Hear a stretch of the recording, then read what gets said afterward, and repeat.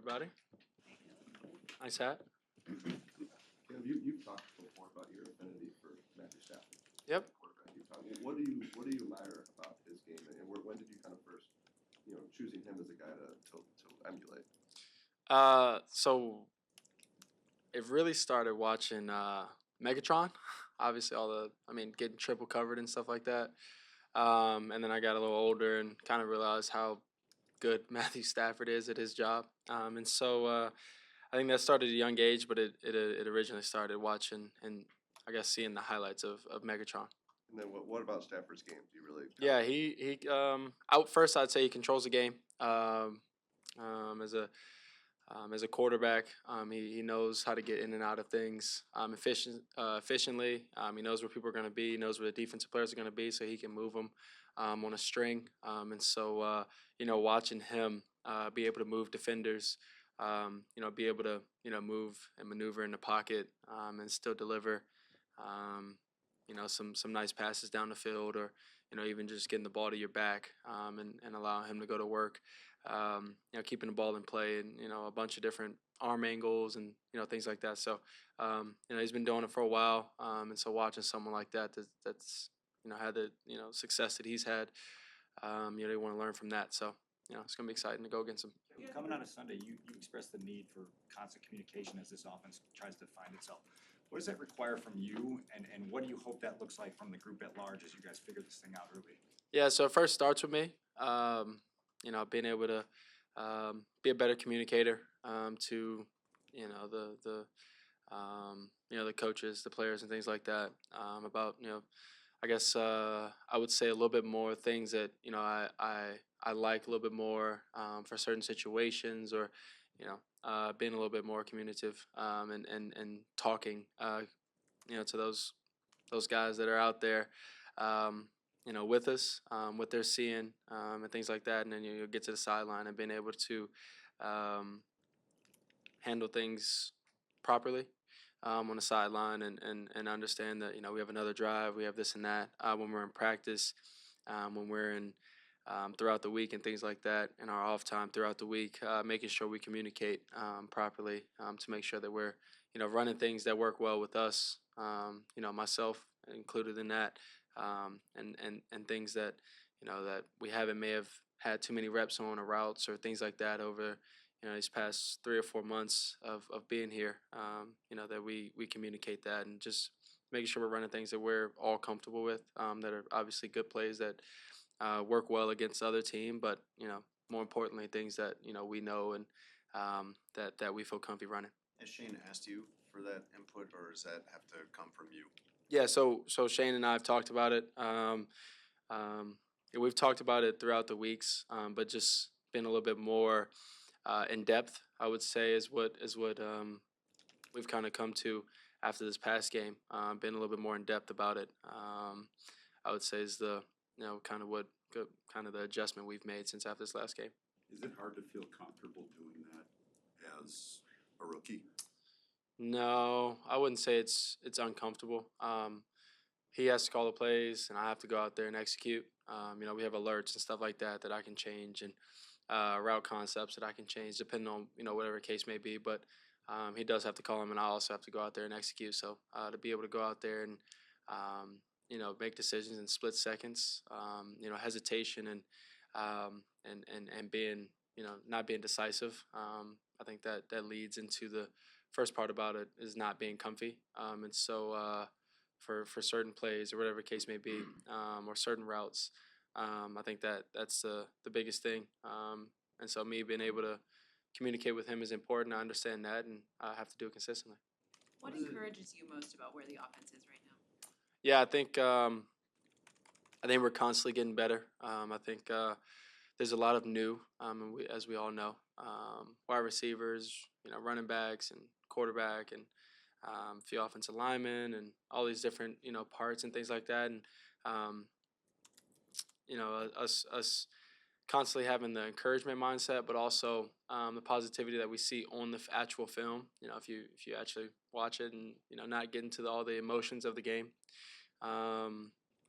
the positivity that we have, and the growth that we're the slow growth that we're having, Yes, we do need to get it going a little bit, more efficiently than we are. But the growth and positivity that we have within the film that we've seen and things like that over these past couple weeks. Caleb, Matt Eberflus is a guy who likes to be involved in the offense, even though he's a defensive guy. Yep. What has his role been in these last week or so as you're trying to get this offense, get going? How much influence has he had, and what's his role been in trying to get this thing going? Yeah, I mean he's in the room. He's been in the room since training camp. New quarterback, new OC, and things like that. He's been in the room helping out as much as he could. Whether it's us asking him how he sees this, what works best with this. So I think he's been helpful. Throughout my time here, of just being in the room because of how much knowledge he has of the defense, and defenses that he's seen. He's been great. He's been helpful. How big of a boost is it to get Keenan back in practice, Keenan Allen? Yeah, it's great. To have a guy, obviously, as we know, Keenan Allen back, it's gonna be, it's gonna be great for our offense. It's just something else that the defense has to worry about throughout this week, and then obviously on game day. It's gonna be great for us. His special talent of getting open and in a phone booth is gonna be great for us. What's it been like for you to process information after games, to look through game film? And I assume it's a lot more corrections than what you had on a typical day after game in college. What's it been like for you to take all of that higher volume and try to apply it? To practice or to the next game, or which Your are? performance moving forward in Yep. general. I mean, Yep. I would imagine that is that correct as far as just a basis of the question, that there's a lot more to go through than what you had after a game in college? Give and take. We probably ran more plays in college. Um, As far as corrections. yeah, as corrections and things like that. I think both places are very detailed that I've been in here, and well, I guess you could say three, but I was with Lincoln for all three of those. So both places here and being with Lincoln, I think both places are detailed. Having detailed coaching and corrections after games and things like that. So there may be more motions and things like that.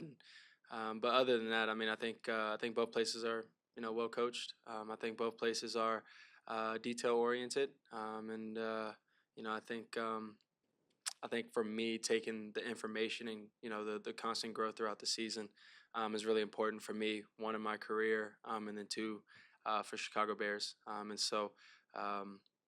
Just being coachable in any way possible that I can be.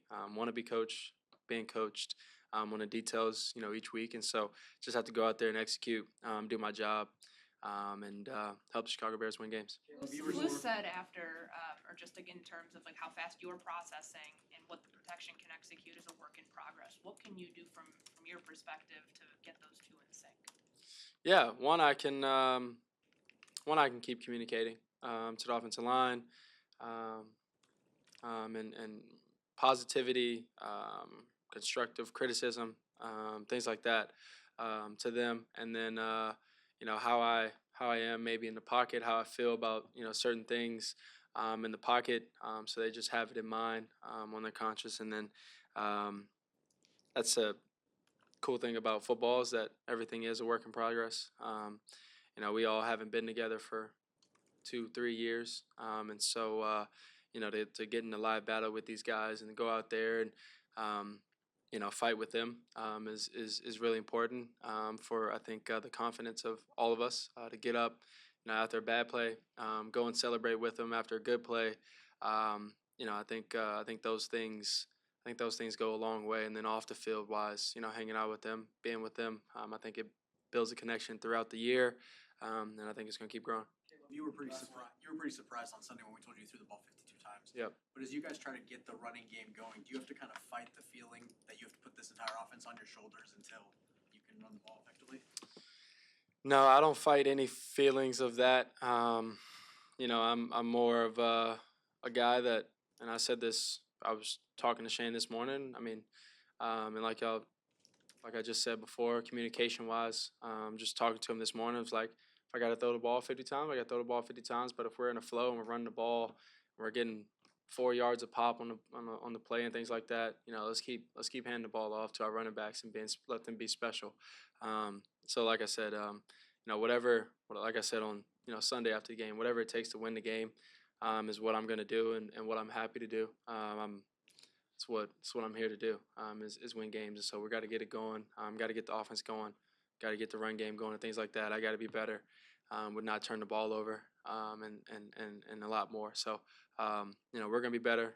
We're excited for this week to go against the LA Rams. At our hometown. I know everybody's gonna be happy and rowdy to be there. Awesome. The Bears. DJ, despite the loss, what were some of the positives you took out of watching the offense and the production that you guys had overall on Sunday? That we had a good passing game, over 100 yards for the first time this year. Caleb went out there, threw for 300 plus, which was good. Down the field shots we connected on finally with Rome. I think we did some good things. What did you think of Rome's performance when you kind of looked back on tape and saw what he was able to do out there? Man, it was amazing. He go out there, win his one-on-ones down the field, across the field, whatever you got to do. When I'm getting taken out of the game, either with the safety or just like cover two to my side, he was out there winning, and that's all you could ask of him. Caleb was saying he needs to be more communicative with like you guys, but also Shane and things like that in terms of what works and what isn't working. Do you ever feel the need where you need to communicate more even to Shane, like which schemes are working and what not? Or are you kind of like, I'm gonna let Shane call the game as it? I feel like that because we on the sideline we tell him what we seeing, but not really what players we liking. But when we out there, we definitely talk about what coverage they doing. DJ, the first pass of the game was a miscommunication. It seemed like one anyway. What happened on that play? And is that unusual for what is usually a scripted play to kind of go awry like that? Yeah, it was unusual. It was on two different pages. It might have been on me because I converted it and he threw it, so I'm gonna take that one. Is that an easy fix? I mean, That's definitely easy fix. What have you seen from the Rams defense in the early portion of your studying them? They fly around. They play a good bit of cover four, so we're gonna have to beat some zone coverage, and they fly around.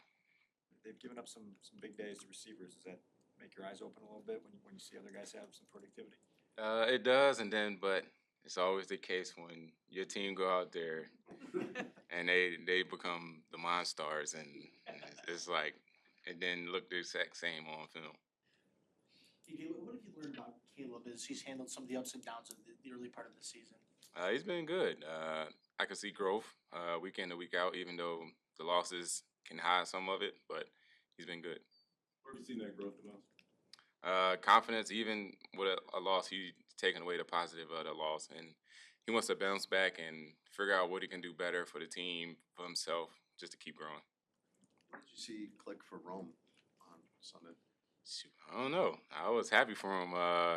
He could tell you that I was the first person when he crossed that 100-yard mark. I was like, "Hey, you did it, man! Welcome to the league." But I don't know. He just was going out there, winning his one-on-ones, making the catches that he made, and I was happy for him. His talent is obvious. You could see that leading up to the draft. But what have you seen from him in terms of grasping the offense, being in the right spot, being reliable during his time here? I think that everything from like our defense, they play around fast. So I think the offense has slowed down for him, and the game is slowing down for him faster than what he thought, and he's out there just playing free now.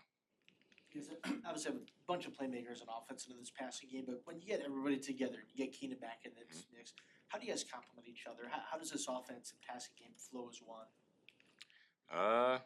Hopefully way better than it has been. Because now you don't just got two people out there, you got three that you got to worry about. And you can't just shade it to one side or to one person. And with Keenan back in the mix, you got to play the whole field. DJ, is your patience being tested at all in this first month with both the growth of the offense and obviously a couple of losses that feel a little heavy for a team that's got big hopes? My patience? No. It's a thin line. I think I'm like below the line, like 2 inches. But no, the patience is still there. It's always gonna be there. It's growing pains throughout a long season. You can go up 2 games and then go down 2 games. It's the NFL, so everybody get paid to play this game and do it at a high level. So, somewhat, but not really. Are you still encouraged though by some of the things that you see offensively? What encourages you maybe the most? Uh, that we get to go do this again on Sunday and prove that this offense is really like that. How we were saying on the off season and how it's going to come together. When some deep shots hit, when the numbers, 300 plus yards, you're saying there's positives and all that.